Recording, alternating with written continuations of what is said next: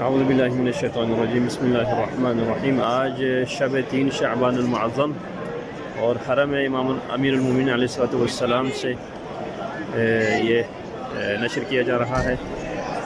تو حرم کے اندرونی مناظر آپ دیکھ سکتے ہیں 3 شعبان المعظم کے حوالے سے، یہاں بہت بڑا کر کے لکھا ہوا ہے کہ مبارک لکم ولادت الانوار المحمدیہ، محمد کے جو بہت سارے نور جو اس مہینے میں جن کی ولادت ہوئی ہے ان میں نام لکھا ہوا ہے۔ حضرت عباس ہیں، حضرت امام زین العابدین علیہ السلام ہیں، امام حسین علیہ السلام ہیں، امام زمانہ علیہ السلام ہیں، اور حضرت علی اکبر علیہ السلام ہیں۔